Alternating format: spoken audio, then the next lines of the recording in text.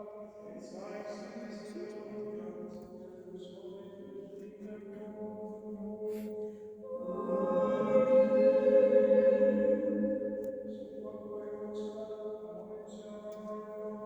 Господи,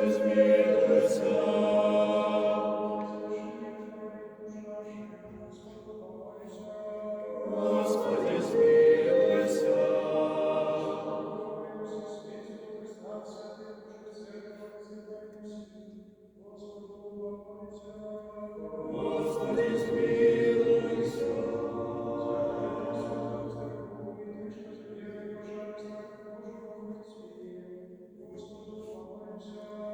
Господи, змилуйся. Господи, змилуйся.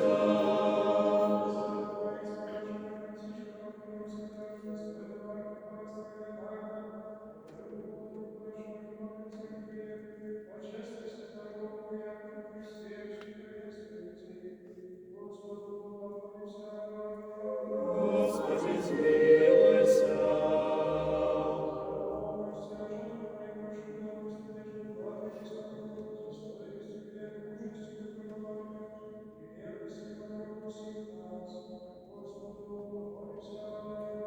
Господи, змилуйся. Господи, змилуйся.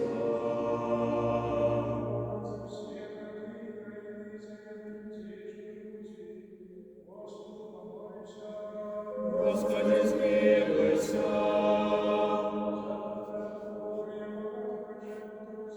Господи, змилуйся.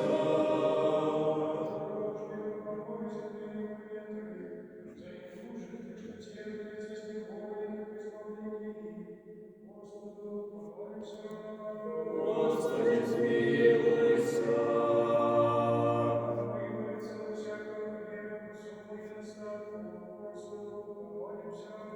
Господи, змилуйся.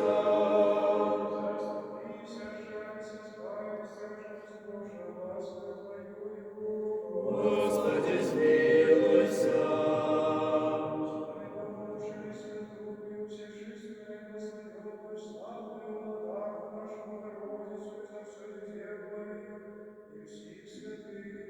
Сами себе и от одного, и все життя наше Христу Богу отдай.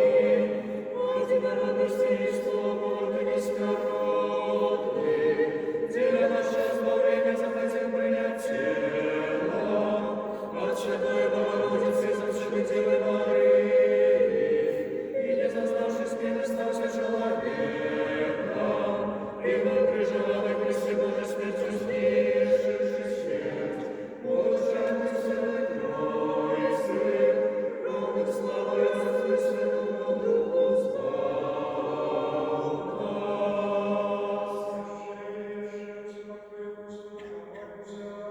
Господи, змилуйся.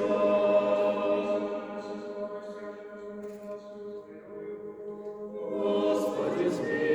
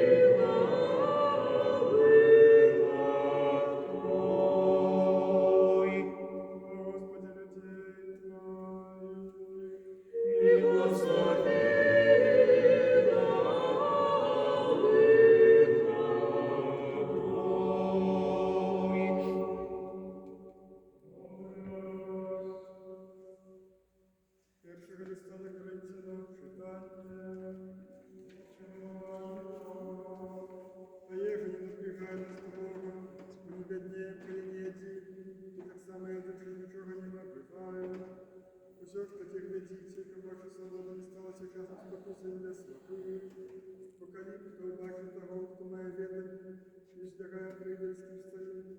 Невже його свідомість, покольки на слова, не захочеться єсті ідолого хвалованого, і слабий загине за твого відень, брат, за якого помер Христос. А так, робячи грех супроть братов, і більше по свідомості їх не дуже, грехите супроть Христа. Приколье, говоршись брата моего, веку не буду есть мясо, как не горшись брата моего. Чи я не свободный, чи я не апостол, чи ж я не бачу Ісуса Господа нашого, чи ж не ви справа моя, Господи. Каїншим я не апостол, вам не апостол, бо ви печатка моего апостолования, Господи.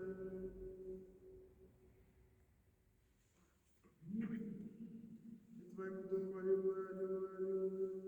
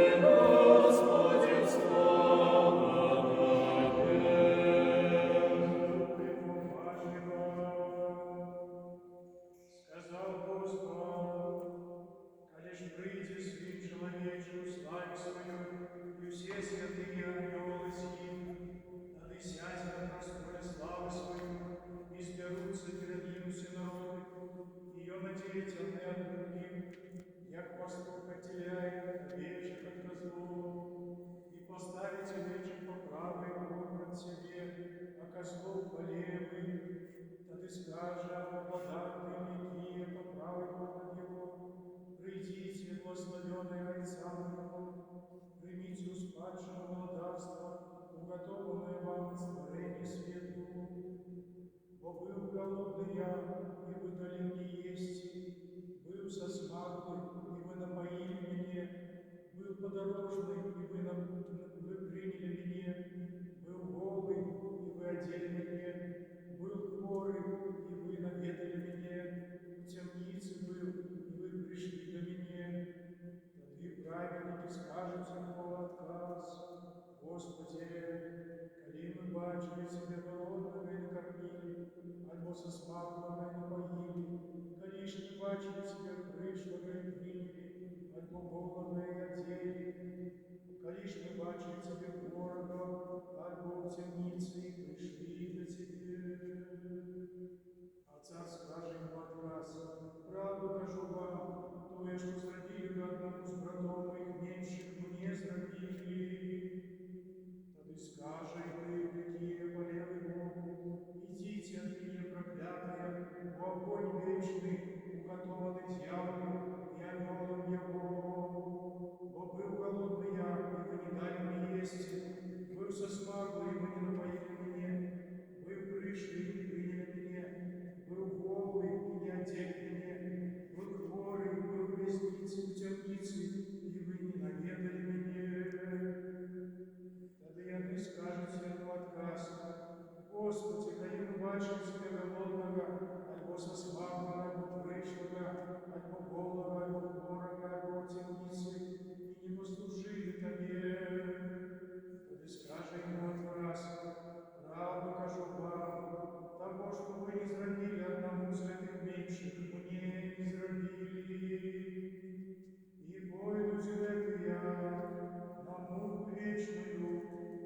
праведники у житье вечное.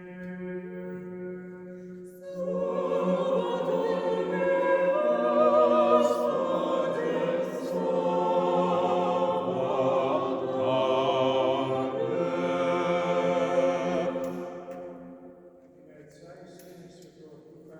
Амінь. Шановні всі брати і сестри, ось ми вже в домашньому порозі Великого посту. Великий пост, як ми можемо насочуватися в цих неділях приготування, кожна з них має таку тему, вельми важливу, історію для нашого духовного життя, починаючи від неділі випадків Фесія, неділя Божого Сина. І ось нарешті неділя про страшний суд. І наступна неділя буде неділя пробудження. Після її розпочнеться вже у понеділок, 28-го, розпочнеться Великий пост. Важный период для нашего духовного обновления. И вот как раз в этой, можно сказать, важный переломный момент, это подготовки великой, как они называли, Семидесятницы, потому что потом будет Четыредесятница, то есть Рожденный пост. Как раз чуем про страшный суд. Люди не хотят слушать про суд. Почему? Потому что суд для нас недобро ассоциируется. Где а тут еще и собрали немножко. Мало лишнее еще с несправедливым судом, а это еще большая карикатура этой истории. Суд, то, что маем на базе Святого Писания, это, конечно, который процесс, как часом мы можем называть удельничать, а может нам учиться часом телебачения. На разных каналах есть такие шоу, там, где гости судят, там конкретно судят, некие бытовые справы разделяются, может, уголовные. Это не то. Святое Писание не к этому базе. Это не есть процесс, где есть виноватый, где есть прокурор, где есть адвокат, который обороняет, где есть человек в разгубленности и может изложить кепское, але не хочет съесть. Это натурально. Человек навіть на людь усвідомляє, що разгубленность кепская, о справедливости повинен отказывать и не хочет отказывать, потому что это, как кажется, не это есть неприемлемое желание, неприемлемое. Слово «суд» в Святому Писанні, оно лежить якраз тому слову, яке вживається частей в психології сьогодні. Кризис. Грецьке слово, яке не означає, як перекладається як суд, воно більше передає чесність, таку тую, яку має на увазі Бог. І тому ми не повинні уявляти собі, навіть коли сьогоднішня приповість ось має такі, як би сказати, указания, что ось разделить направо, налево. Можем себе уявить, что это гвалтом робится, да, те, что там слева. Мы не хотим быть слева, почему нас козлами называют, то есть Бога его сейчас, да, видите, а не сопротивляться. И, конечно, не так мы должны делать. То, что Бог в этой приповести сегодня Господь, это приповесть, это не есть описание, это не есть некая поштовка, какая нам передает честность, и она передает сенс, и она передает укрытый для нас сенс. Но приповесть это есть аллегория. Это означает, что мы всем шукать, что имел на увазе Бог. Что Господь имел на увазе, когда расповедал про это. Первое, что мы бачим, что в этот суд не вменяет, то есть никто от этого суда не утешит. Ты, что померли, как нам кажется, в Писании, для них учится воскреснуть. Ну, как притомными быть на этом суде, так как они жили в теле человечем, со всеми своими, что мы с этим телом ассоциируем. Все это приносит на страшный суд. Как быть в полноте людьми. Другое.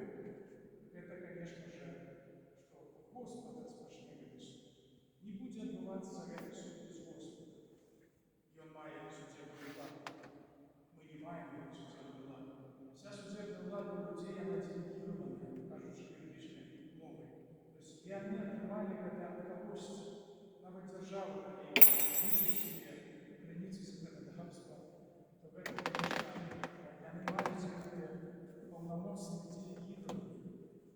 І Святое Пісанне кажа, што Бог даў гэта паўнамоцтва. Але для таго, каб мы вучыліся ад Яго, ад Господа, як выконваць гэты важны працэс. Таму гэта важная чарговая праўда, якая для нас, што той самы Господ, які нас прыйшоў збавіць, той самы Господ, які адмовіўся ад небеснай славы і прыйшоў да нас у чалавечым целе, Ён жа будзе нас судзіць. Ну, гэта ўжо суцішальная для нас навіна, правда? Добрая навіна. Сыну Он отдал руки весь суд. Чому? Тому что гэты сын менавіта добра ведае, чым ёсць чалавечае існаванне. Ён заплаціў за чалавека, за кожнага з нас дастатковую цену, каб мець такое право. Бо хтосьці бы сказаў, што чаму ён мае судзіць? Мы яго не выбіралі. Але ён праз тое, што заплаціў такую цену за кожнага з нас, даўшы святый від бережа, ён гэта права атрымаў. І наступнае, што якраз тут толькі две магчымасці. Не будзе ніякай трэцяй магчымасці на свеце. Будзе толькі две магчымасці: альбо збаўленне, альбо, то есть жыццё вечнае, альбо смерць вечная. І нема ніякай альтэрнатывы. Ці, я б сказаў, трэцяй магчымасці, якую мы можам дзесьці сустрэць, магчыма, у паэзіі, літаратуры. Гэта такая надзея, якую фальшывая надзея дае часам мастацтва. Так, сапраўды Бог нас так любіць, што Ён, напэўна, штосьці прыдумае для тых людзей, якія не могуць жыць у небе. Чаму яны не могуць быць у небе? Вось якраз пра гэта кажа нам сённяшняя прыповесць. На гэты суд мы, як аказалася, не прыйдзем у самоце. Мы прыведзём з сабою усіх тых людзей, якіх мы скрыўдзілі ў сваёй жыцці. То есть яны будуць нашымі вынавайцамі, яны будуць тымі сведкамі. То есть гэта вельмі важная праўда. Таму варта, і пра гэта таксама прыповесць ужо цяпер, тут, на гэтым свеце, пакуль мы яшчэ маем такую магчымасць, з гэтымі бліжнімі, якіх мы скрыўдзілі, нейкім чынам знайсці супольную мову, пагадзіцца. Зрабіць такія ўчынкі, менавіта ўчынкі, не проста адумаць прыгожа, але зрабіць учынкі, якія нас прыяднаюць. Вось кожны прывядзе з сабою на гэты суд сведка, і гэтыя сведкі будуць сведчыць альбо за, альбо супраць.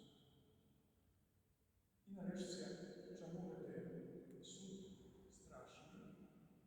Страшны таксама ў сэнсе біблійным, не ў сэнсе такім, як мы його часам розуміємо. Страшно для нас часом бувають речі, які такими не з'являються.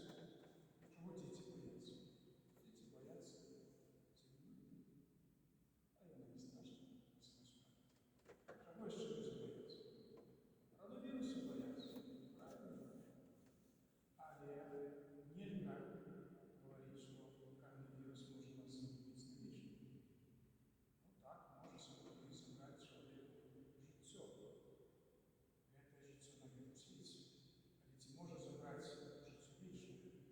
Може забрати щастя вічне? Напевно, ні. Але ось менавіта пасля суду, пасля такого, що ми називаємо Святое Писання себе страшним судом, ось так, там наступить рэчаісная рэчаіснасць. Гэта не тавтологія, тому што мы часам рэчаіснасцю называем штосьці іншае.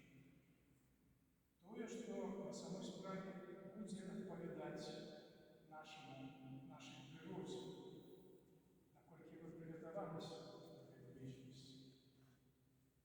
І суд, як мы бачым, ён не адрыўнае гэтае паняцце, не адрыўнае ад слова Бога. Я ўжо сказаў, што Господ наш будзе судзіць. Чаму? Таму што Ён нас полюбіў.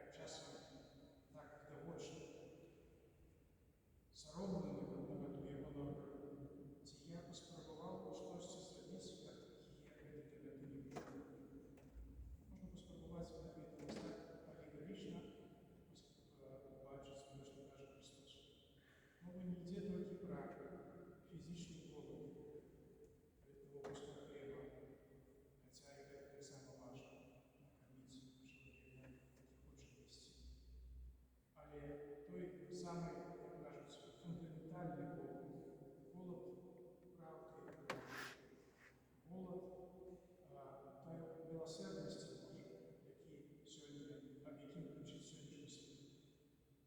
Это задание для христиан, это задание для нас всех. Людей споневоленных быть у вязницы, быть, как сегодняшние Евангелие кажут, у темницы залежности от алкоголя, от наркотиков, фактично от інших медій, естественно, от компьютера, от порнографии. Этот человек находится у неволі, у темниці. Йому потрібна наша допомога, бо в ньому гине наш Господь Ісус Христос, за якого Господь Ісус Христос, який віддав за його життя своє, Велику П'ятницю, дав своє життя. Тому не повинні як люди, нас викликати на служение. Мы повинні вчитися в нашого Господа в час цієї милосердності, ще не вступив страшний суд. Ми повинні вчитися справді відноситися до людей потребуючих, так як Господь відносився колись до нас, і відноситься тепер, коли пробачає гріхи, коли приймає нас і дає нам тіло і кров своє. То є задаток. Вона не є нагорода за наші добрі роботи. Вона є задатком той праведності, якою ми можемо повести на вулицю і затримати її на всю вічність. Дякую Господу, що Він нам в ці дні для нас складав. Коли, можна сказати, весь світ проходить цей кризис. Кризис – значить суд. Что такое кризис? Это когда переоценивается коштовность. Когда это одни коштовности, на які, здається, все так моцно стояло, яны на очах розсипаються. Яны перестають мати зяння і тривалість, як було, може, ще год тому. Кризис, який показує, хто є ким. Коли обнажается якраз то, что таємне, выходит на яву. Подлость выходит на яву. Так само вероломство. В этот час тьмы христиане мають що сказати. Напевно, маємо що сказати про свою вірність. Вірність на штоті Господу. И как мы учились суду, але не суду нашого ближнього, але суду своє серце. Ось тут дає нам можливість з ласки Божої, з усією милосердністю, Господь дає нам таку можливість, як ми призвали, бачивши свою слабость, бачивши свою немовність, призвали моць Божию на эту учесть своего сердца, и Он ее оздоровил. Просим Господа, как мы не учились с первых кроков своего христианского життя, не учились подражать Господу судьи, а не учились подражать Господу, який любить, який милосердний, який хоче, как кожен человек збавиться. Теперь кожен человек збавиться, это уже чим залежить від этого самого человека. Але, напевно, Господь хоче, щоб усі були збавлені. І, конечно, просим Его этой эмоции, магии, как мы шукали и звертались сюда людей потребуючих. Не только тих, які хотят есть и ходят слава Аврааму по этих улицах, может, площадь, тем іншим дорогам. Але не тих, які, може, і добре правда, може, і наївшися, а от напившись,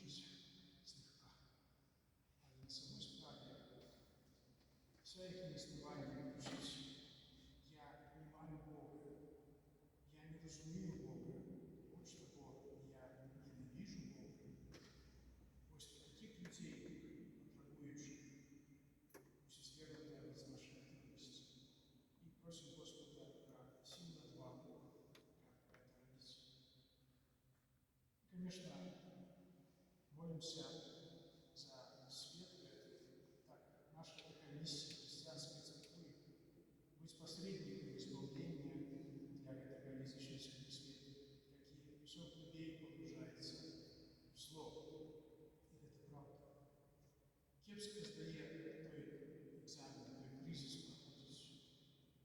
Навіть некоторые сомневаются, может, там мы читаем, смотрим какие-нибудь видеоролики, что зусім навіть церква може не витримає такого кризису. Церква витримає, не бойтесь. Церква витримає, бо Господь сказав, що буде зірою скончання світу. Але питання, яка є буде церква? Хто буде церквою? Конечно, нам може захочеться, коли эта церква стратить значение, стратить свою, так як раніше, вплив на світ.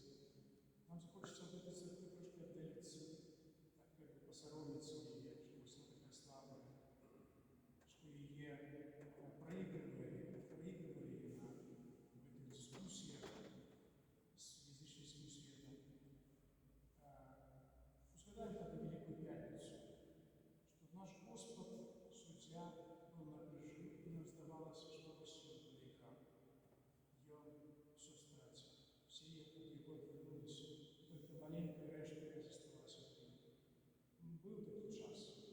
И во что Господь в этот час перевернул, мы, конечно, бачим. З якою користю і он это покорювання, і он для нашого збавлення все это зробив.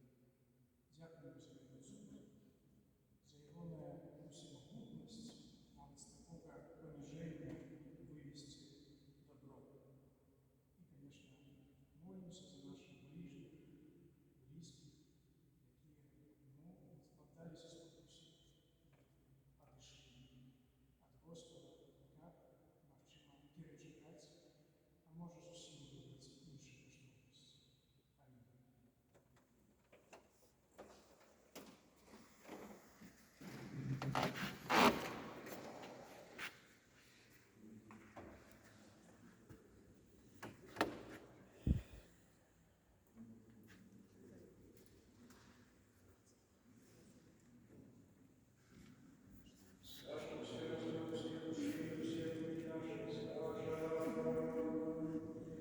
Господи, змилуйся.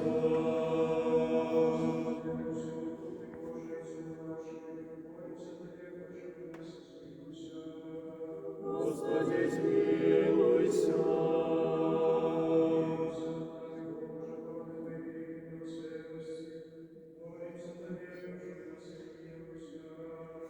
Господи, змилуйся, Господи, змилуйся, Господи, змилуйся.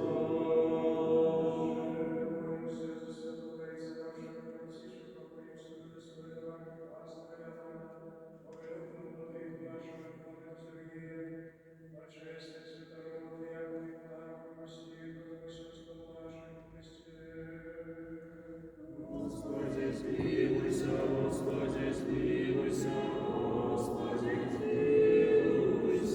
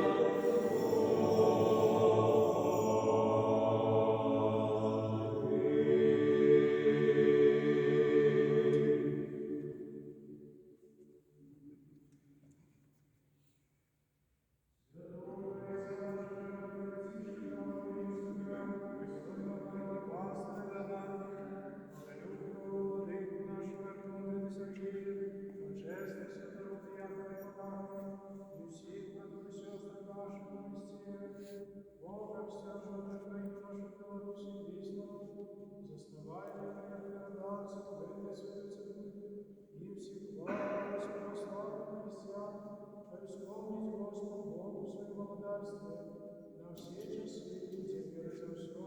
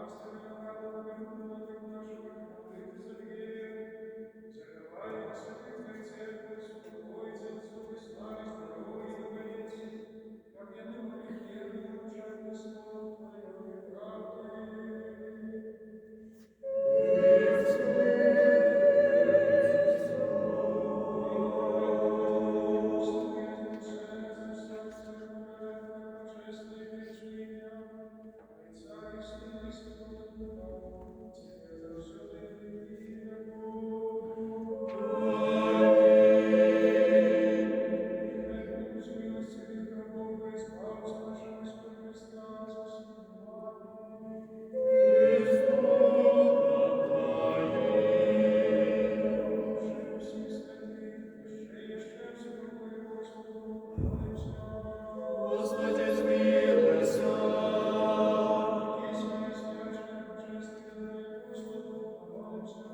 Господи, змилуйся.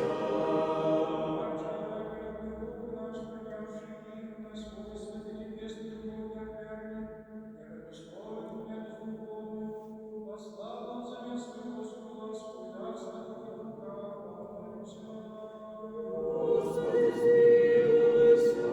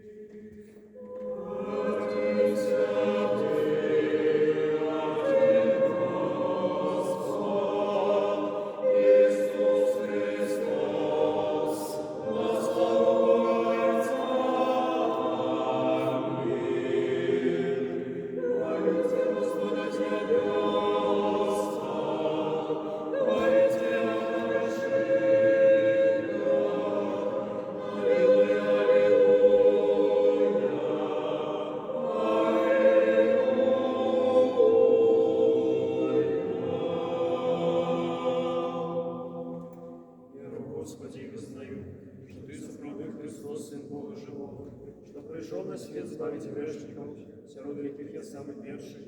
Веру так само, что в это соправды Твое святое тело и божественная кровь. Молюсь о Тебе, жарься надо мною, и даруй мне мои провины, вольные и безвольные, какие я зробил словом и учинком, свядомо и несвядомо. Дай мне без осуждения принять Твои святые тайны, и отпущение грехов життя вечного. Зроби меня сегодня Сыне Божий, удельником Твоей тайны вечери. Я не зраджу ворогу Твоим тайнам, и не дам поцелунку я блуда, але як разбойник визнаю Тебе. Вспомни меня, Господи, Твоим благодатством, нехай принятие святых Твоих тайн будет не на суть и осуждение, але для оздоровления души и тела. Господи,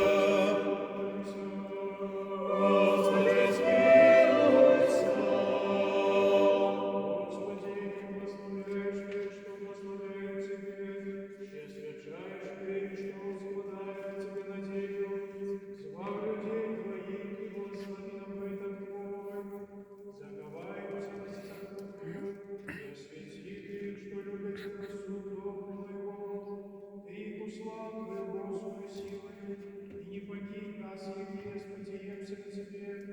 Даруй спокой всему свету, церквам Твоим, нашему Донскому народу, належную владу нашим и всем людям Твоим. Во всякое доброе дарение, дар досконало заходит с горы Тебе и Ця светла. И мы Тебе славу, подяку и поклонение отдаем, Отцу и Сыну и Святому Духу, теперь и за всю и на веки веков.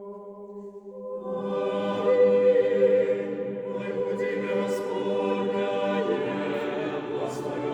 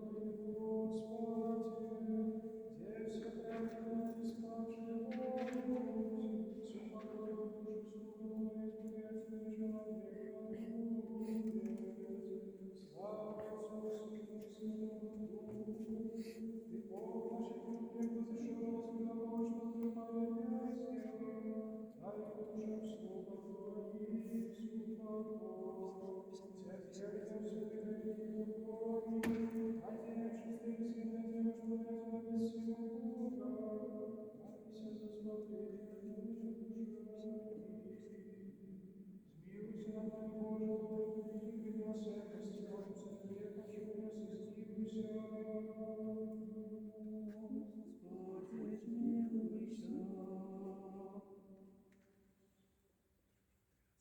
молимся за покой души заслуга Андрея, и как ему будет даровать всеми благими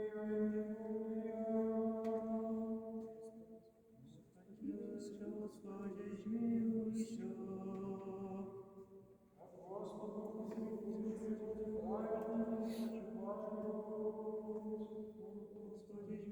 Господи, смилуйся, Господи, смилуйся.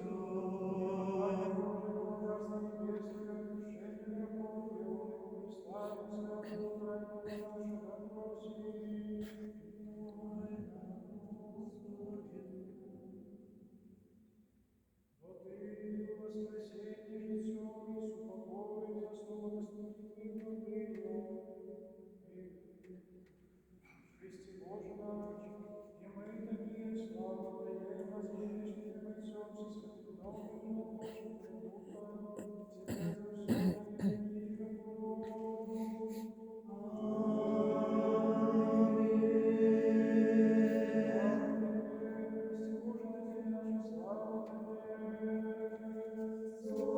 Отцом Всесвятым Духом, Тебе за все и